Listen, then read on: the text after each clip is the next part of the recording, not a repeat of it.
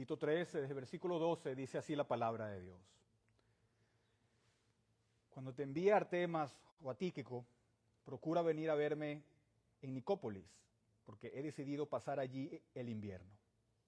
Encamina con diligencia a Zenas, intérprete de la ley, y a Apolos, para que nada les falte, y que los nuestros aprendan a ocuparse en buenas obras, atendiendo a las necesidades apremiantes, para que no estén sin fruto. Todos los que están conmigo te saludan, saluda a los que nos aman en la fe. La gracia sea con todos ustedes. Amén. Oremos. Gracias, Padre, te damos por tu palabra, Señor. Oramos para que bendigas, santifiques la predicación de tu palabra, Señor, y también nos ilumines el día de hoy para recibirla, aplicarla y retenerla en nuestros corazones. Gracias por el día de hoy y oramos en el nombre de Jesús. Amén. Pueden sentarse.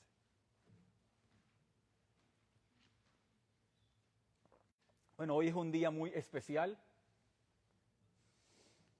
ya que estamos llegando al final de nuestra exposición del libro de Tito. Muchos dirán, al fin.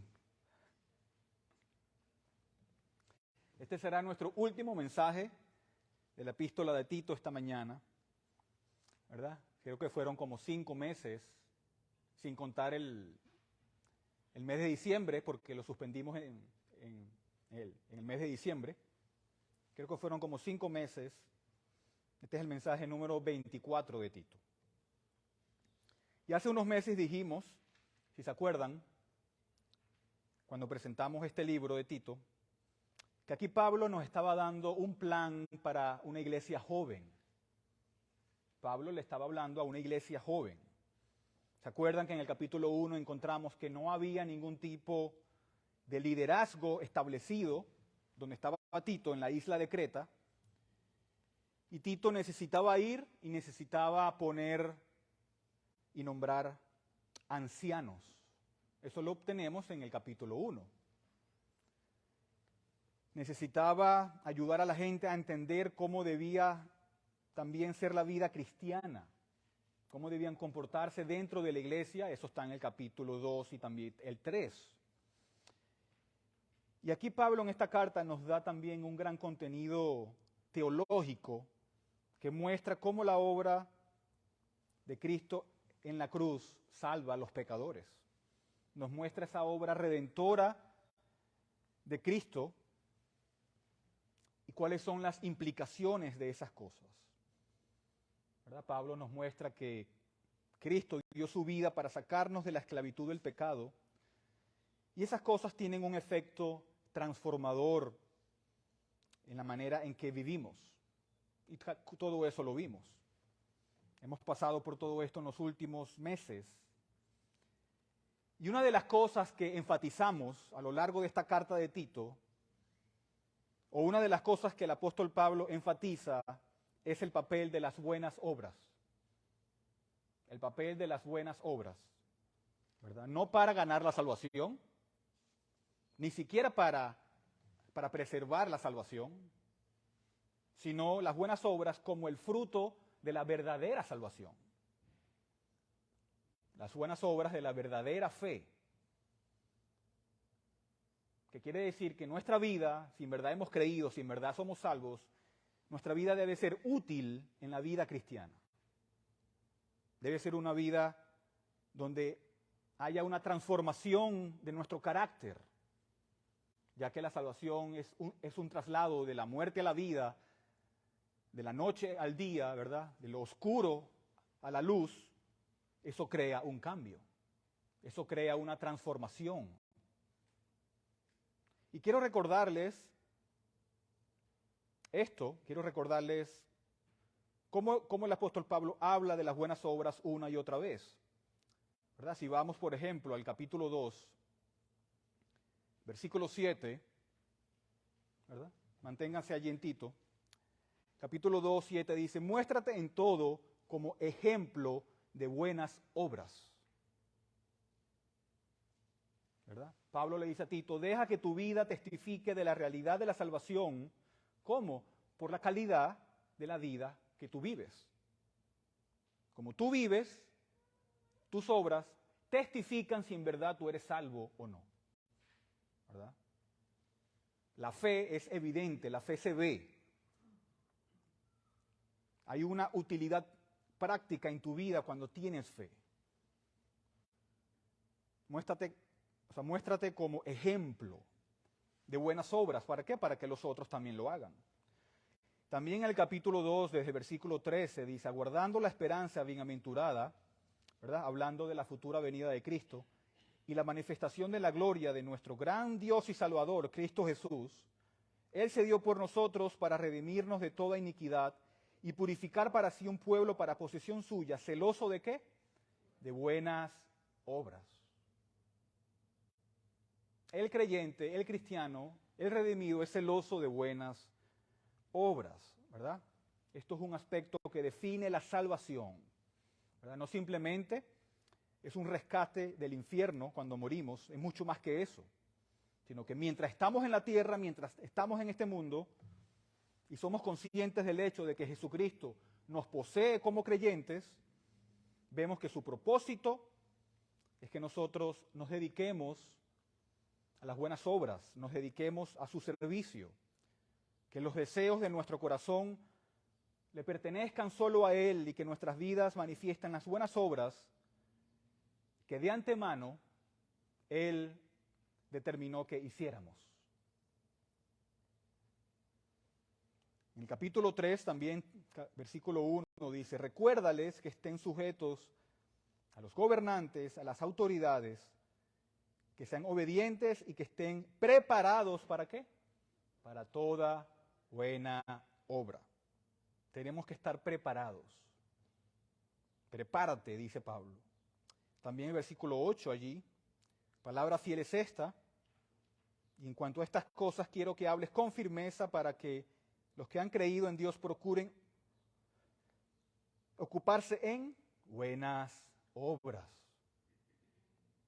Estas cosas son buenas y útiles para los hombres.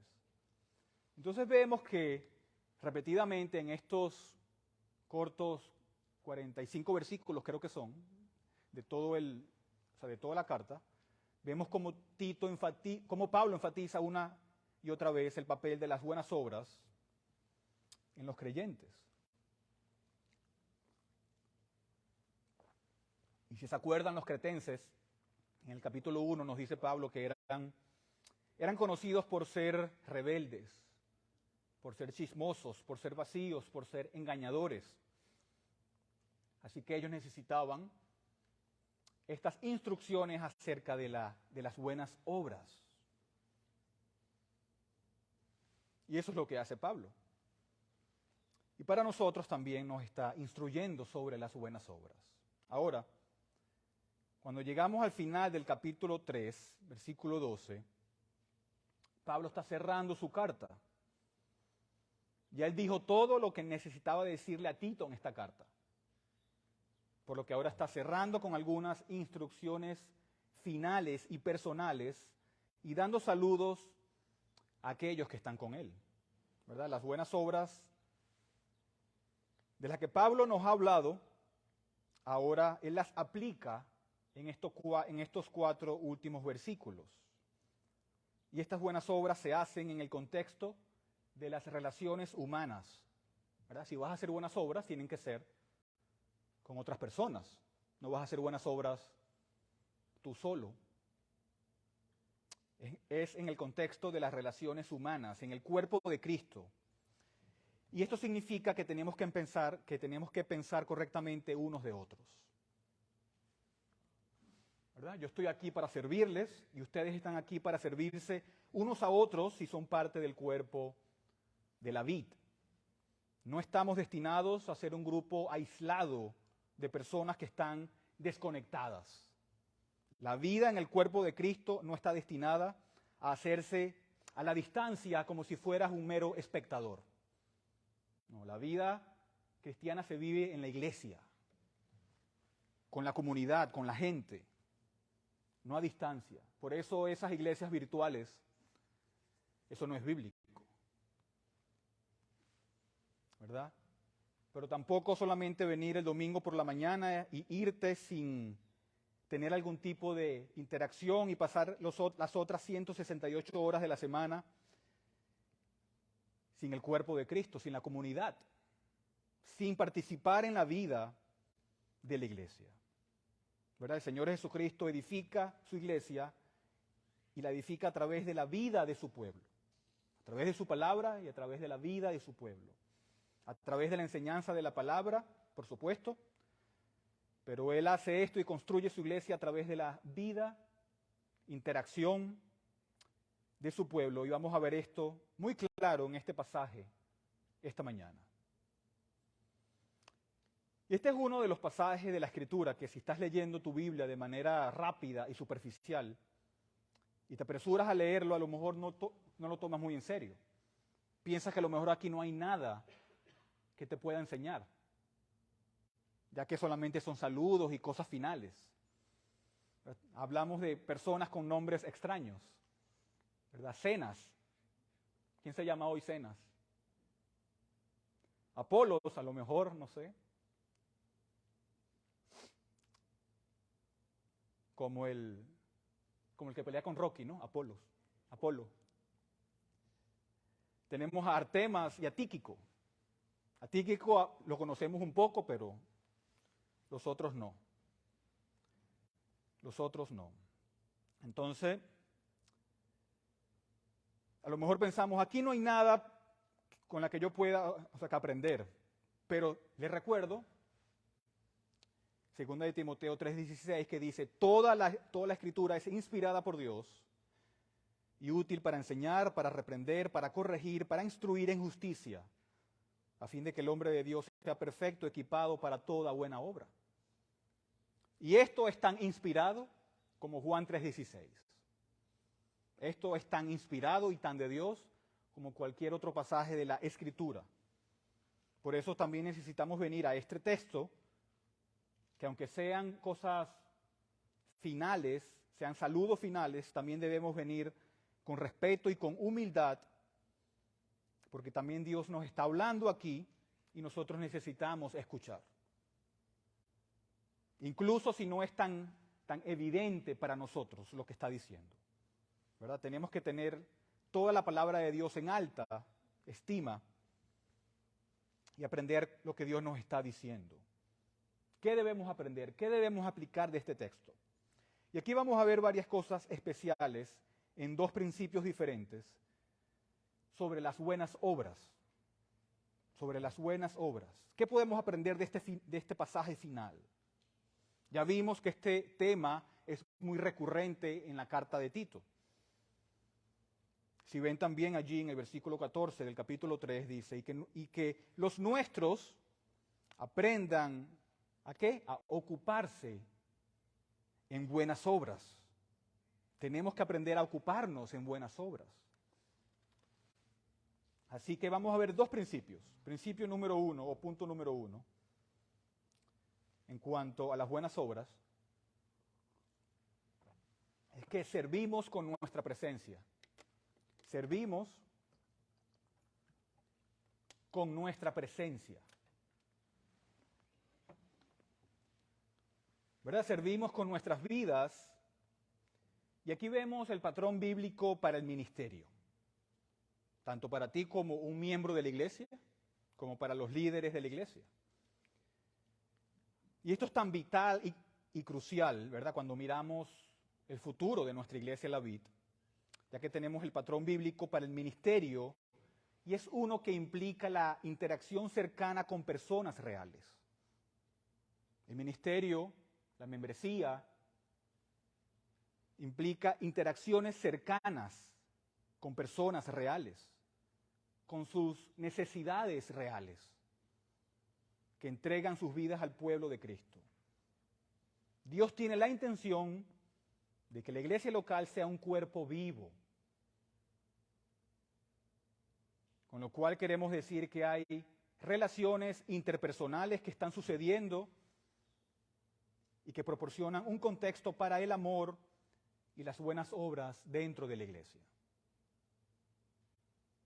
¿Verdad? Una iglesia debe de ser un ambiente de amor, de fraternidad.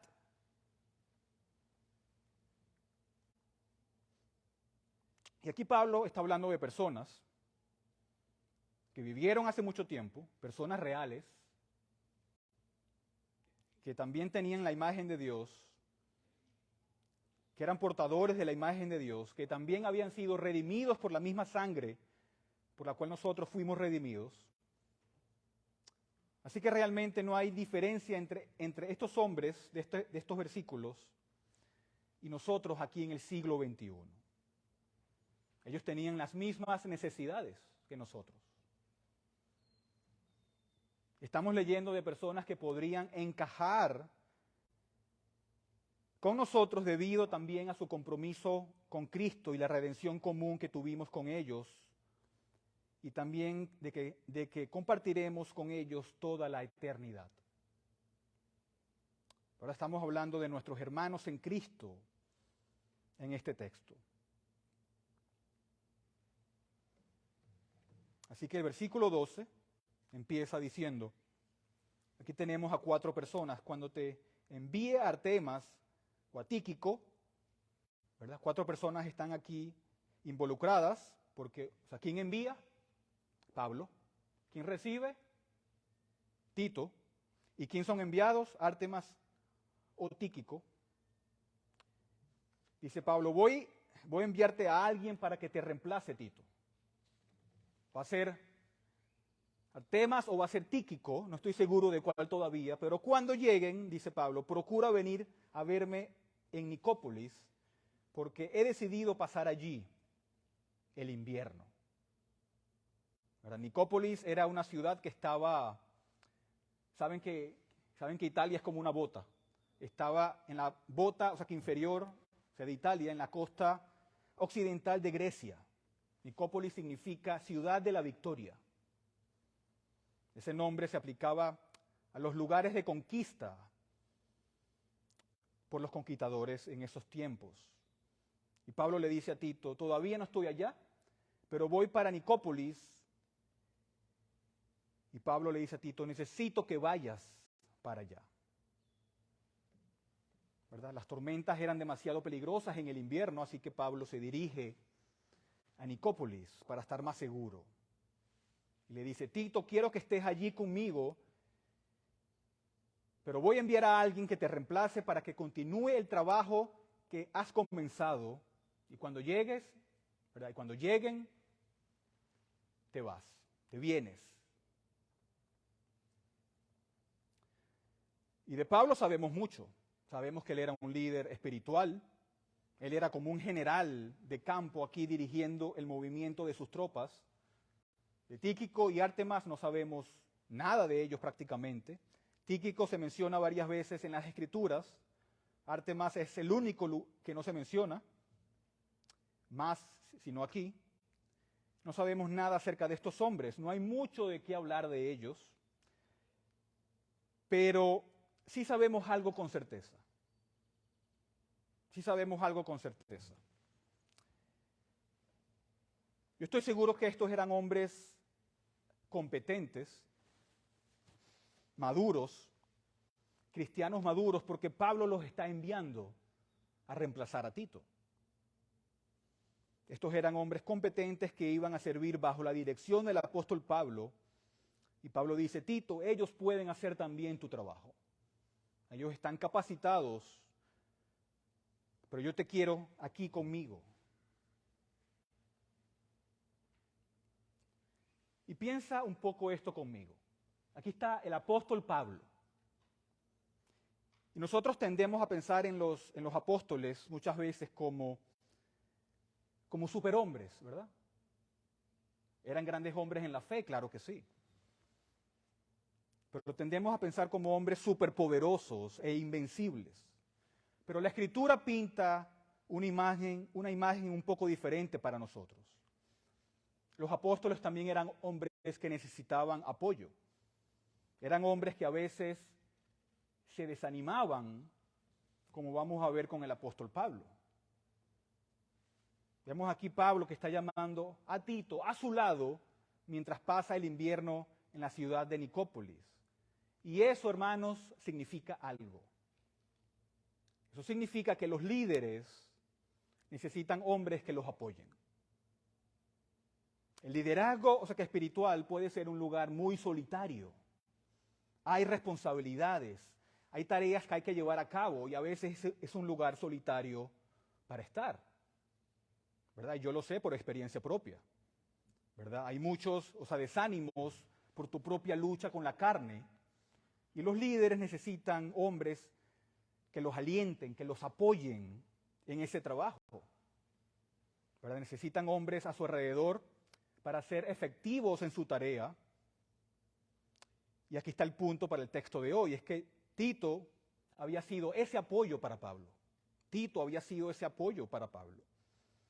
Vayan conmigo un momento a 2 de Corintios capítulo 7. 2 de Corintios capítulo 7.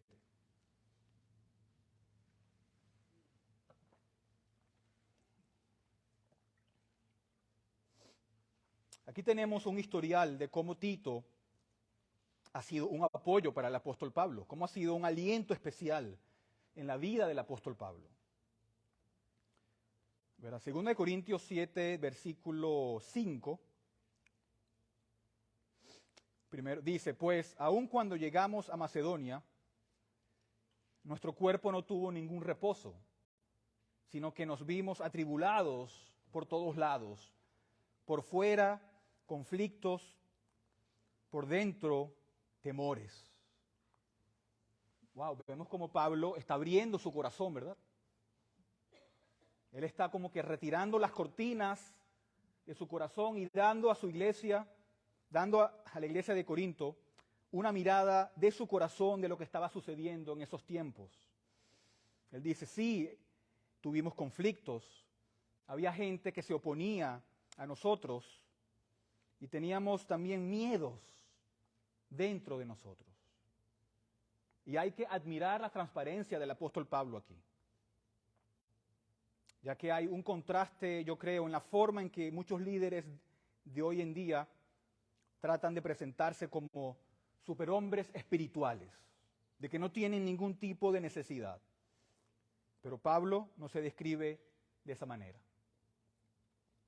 Luego continúa en el versículo 6. Pero Dios, y se acuerdan que siempre los peros en la Biblia son muy importantes, aquí hay ahora un contraste. A pesar de todos esos problemas, dice Pablo, pero Dios, que consuela a los deprimidos, ¿verdad? Si sufres de depresión necesitas a Dios, que consuela a los deprimidos, nos consoló con la llegada de Tito. ¡Wow! ¿No es eso dulce? ¿Ah?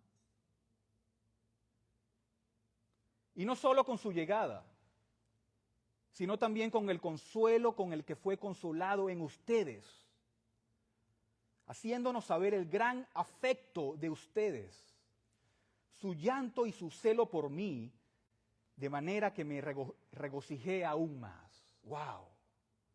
No habla eso de interacción humana. Eso habla de tratos con las personas, de cercanía con las personas. No habla de un aislamiento. Pablo dice, estaba desanimado, pero llegó Tito y todo mejoró rápidamente. Su presencia me trajo gozo. El Señor me consoló porque lo trajo aquí. ¿Verdad? Había algo en Tito con su amistad con Pablo. Había algo entre ellos que se apoyaban, se animaban unos a otros. El corazón de Pablo se refrescaba en el Señor con la presencia de Tito. Por tener un apoyo, un amigo, un compañero en el ministerio. Y ahora, al final de la carta de Tito, él dice, Tito, quiero que vengas otra vez. Te necesito aquí conmigo. También allí en 2 de Corintios 7, versículo 13. Versículo 13 dice, por esta razón hemos sido consolados.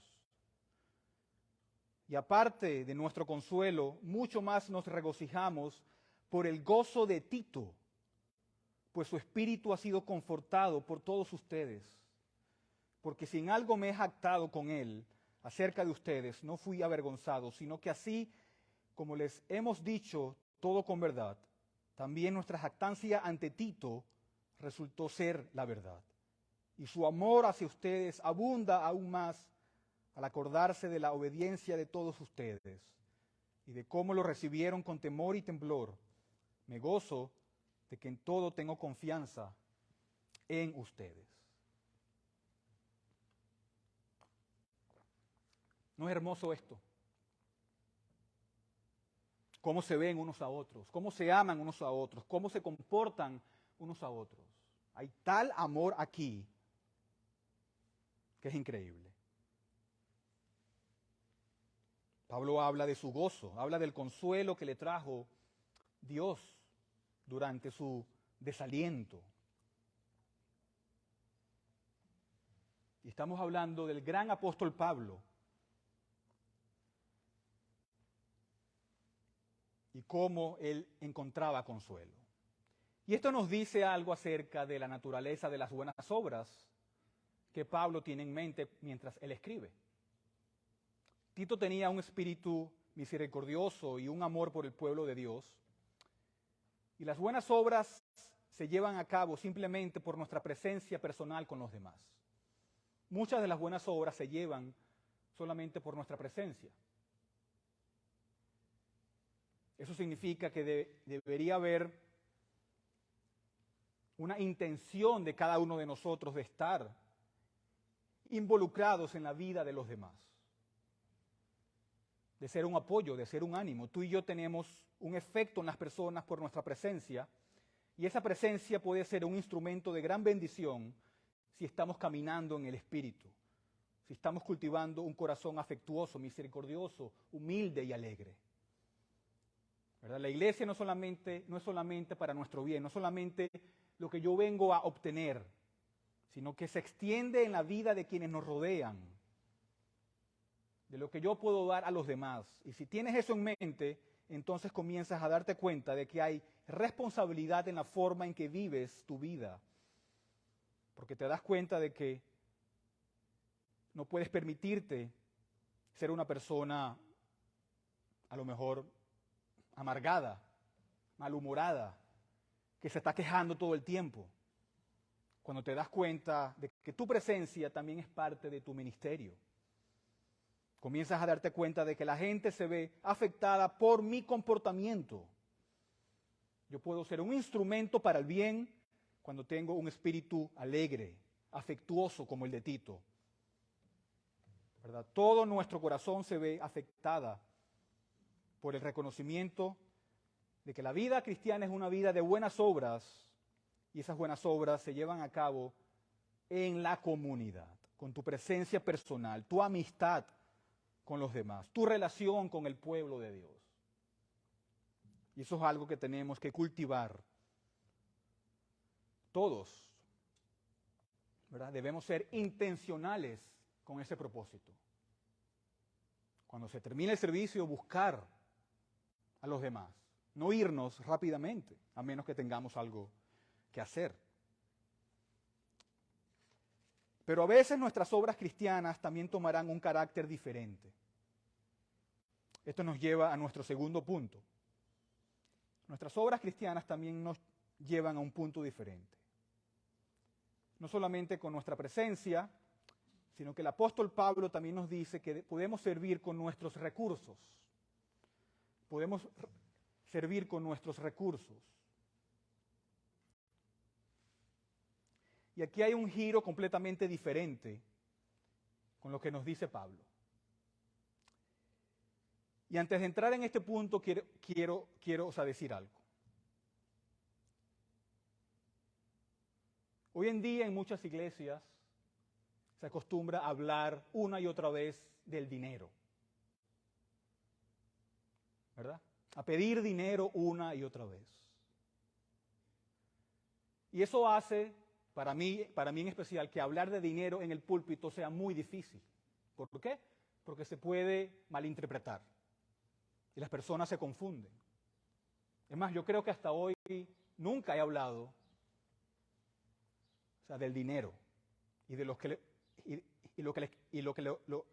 los cristianos tienen que hacer con el dinero. Y no lo he hecho por el abuso dentro de las iglesias, en donde si no diezmas, si no ofrendas, si no das, no obtienes la bendición de Dios. Pero cuando el texto habla, o sea, de ciertas cosas, hay que entonces que hablarlo también. Y aquí Pablo también nos habla de que nosotros podemos hacer buenas obras con nuestros recursos.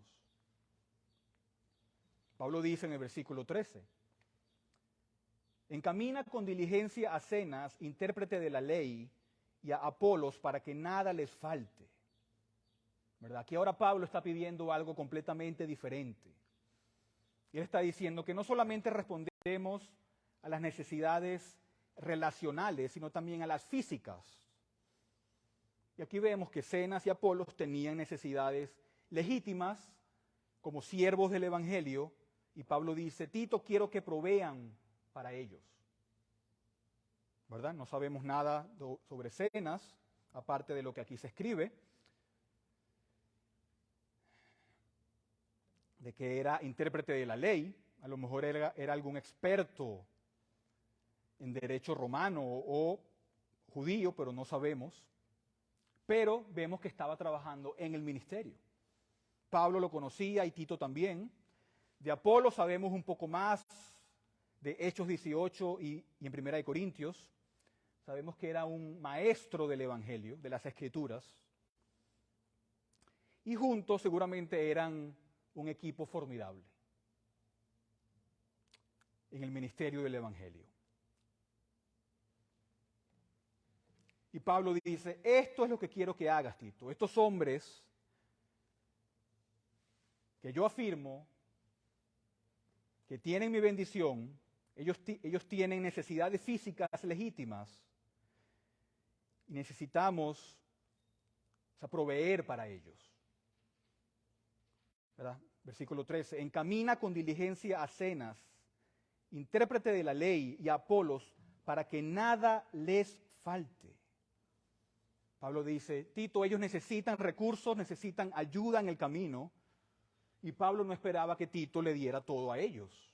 Esto era una responsabilidad corporativa para los cristianos de esa iglesia en la isla de Creta. Era una responsabilidad corporativa, como puedes ver en el versículo 14, cuando dice, y que los nuestros aprendan a ocuparse en buenas obras. ¿Verdad? Ellos necesitaban aprender cuál era su responsabilidad también como miembros de esa iglesia. Necesitaban satisfacer las necesidades de la obra del Evangelio para que avance. Tienes hombres allí, te dice Pablo, que son mis delegados y tienen necesidades y necesitan que los apoyen. Y esto nos dice algo de la vida de la iglesia, ¿verdad? Aunque la vida en el cuerpo de Cristo es un gran privilegio, la vida en el cuerpo de Cristo donde se nos enseña la palabra de Dios, donde los ancianos velan por las almas, donde los ancianos oran por ustedes de manera constante y continua, y todo eso es un privilegio, donde tenemos el gozo por las relaciones con nuestros hermanos, donde hay comunión unos con otros, en donde todas estas cosas es un anticipo del cielo, pero también tenemos que entender nuestras responsabilidades como el cuerpo de Cristo.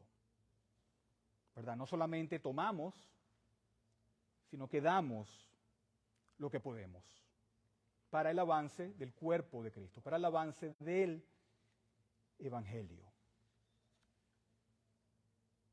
Esa es su responsabilidad, dice Pablo. Ellos necesitan dar un paso y satisfacer las necesidades de estos obreros del Evangelio.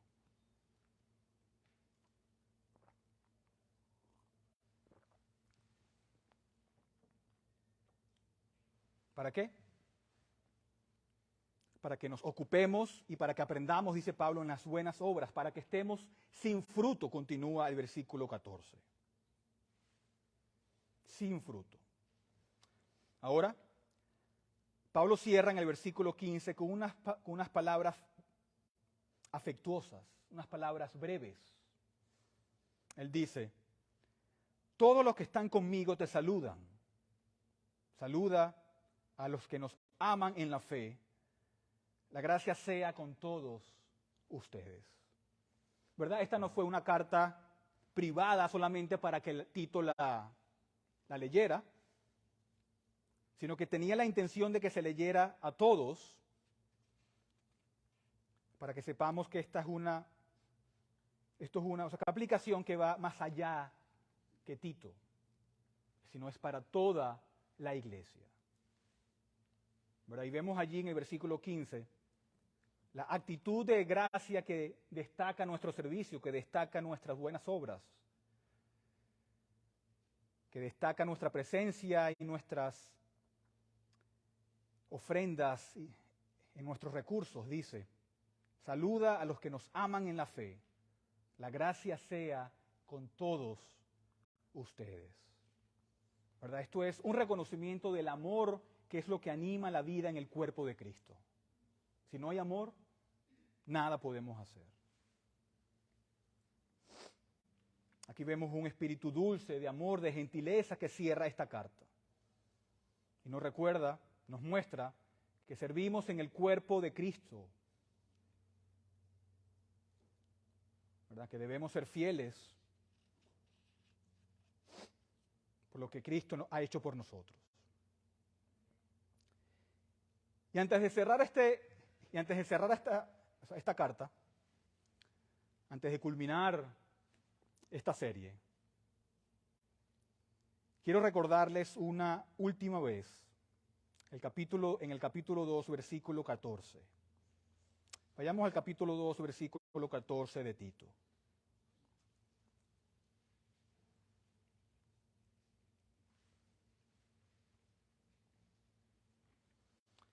Hablando de nuestro Señor Jesucristo, dice, quien se dio a sí mismo por nosotros para redimirnos de toda iniquidad y purificar para sí un pueblo propio, celoso de buenas obras. ¿Verdad? Él se dio en la cruz para comprarnos de todo pecado y para ser un pueblo celoso de buenas obras.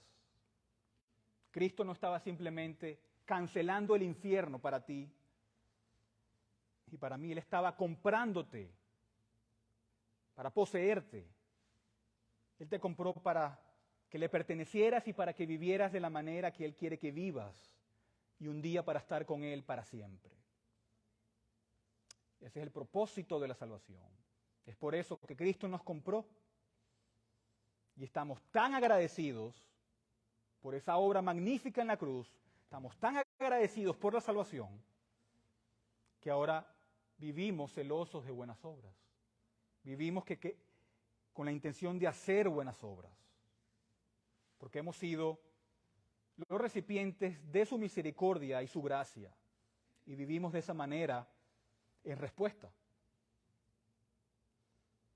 Pero aquellos de ustedes que todavía están fuera de Cristo, les pregunto una vez más, ¿por qué no vienen a Él? ¿Por qué no corren a Él? Entiende que el Evangelio no es una sugerencia, es un mandato. Jesucristo te ordena que te arrepientas y creas en Él, que te vuelvas del pecado y recibas la salvación antes de que sea demasiado tarde.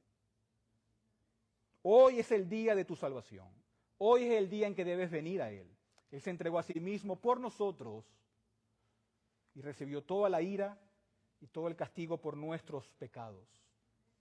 Por lo tanto, no hay razón para esperar, no hay razón para retrasarlo,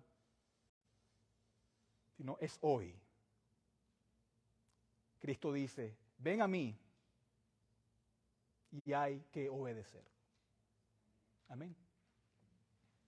Oremos.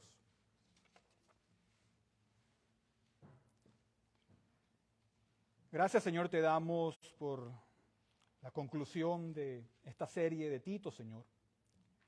Y gracias por todas las maravillas que vimos en esta carta, Padre. Una carta tan pequeña, pero tan grande también. Y gracias por tus bendiciones y porque nos instruyes a cómo deben ser nuestras buenas obras. Ayúdanos, Padre, a obedecerte. Ayúdanos a vivir nuestras vidas dignas del Evangelio, celosos de buenas obras. Ayúdanos, Padre, porque tú eres grande y poderoso. Te damos gracias por nuestro Señor Jesucristo, que murió por nosotros en la cruz y ahora también intercede por nosotros ante el Padre. Gracias te damos por este día, que hoy sea un día de salvación para aquellos que no te conocen, Señor, y que rindan sus vidas para tu gloria y tu honra. Así que con nosotros, Padre, el resto de este domingo, sigue con las actividades que tenemos ahora. Que todo sea, Señor, siempre para tu gloria y para tu honra. Y oramos en el nombre de Jesús. Amén.